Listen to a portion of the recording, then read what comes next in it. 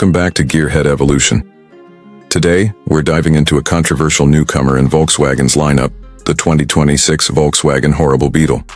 Yes, that's the real name, and as bizarre as it sounds, it's even more divisive once you get behind the wheel. Let's talk performance, design choices, and what's going on inside this strange reboot of an iconic model. First up, performance. Now, when we hear the word horrible, you'd assume it's just a name, something ironic maybe. But unfortunately, it's also kind of a warning. Under the hood, the 2026 Horrible Beetle packs a turbocharged 1.8-liter inline-4 engine, producing 170 horsepower and 184 lb-ft of torque. That might sound decent on paper, but in real-world driving it struggles to deliver.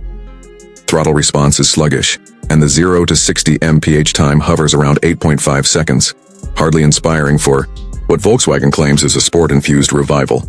Handling doesn't save it either. The steering is vague, body roll is excessive in tight corners, and the suspension feels oddly disconnected, too stiff on rough roads and too floaty at highway speeds. The car seems to be caught between trying to be sporty and trying to be comfortable, but fails at both.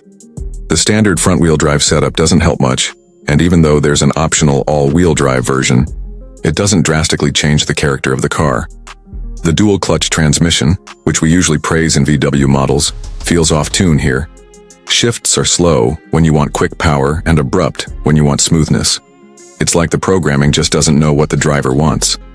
Add in noticeable turbo lag and inconsistent brake feel, and you're left wondering if this car passed through VW's usual engineering standards or was just rushed out as a nostalgia piece with a weird name. Now, let's move to the interior, because there is at least a little redemption. Inside the Horrible Beetle, you get a mix of retro-inspired design with some modern tech flourishes. The dashboard is clean, with a circular digital cluster that mimics the original Beetle's speedometer, and there's a standard 12-inch infotainment screen with VW's latest software. It's responsive and comes with wireless Apple CarPlay and Android Auto, which is a plus. Materials are mostly soft-touch plastics with a few hard surfaces that feel cheap for the price range. Seating is another mixed bag. The front seats are comfortable enough for daily commutes, but the rear seat space is cramped, no surprise given the Beetle's compact form.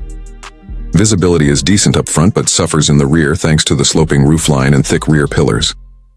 There are some nice touches like ambient lighting, customizable drive modes, and a decent sound system, but overall, the cabin feels more like a design experiment than a well-thought-out daily driver.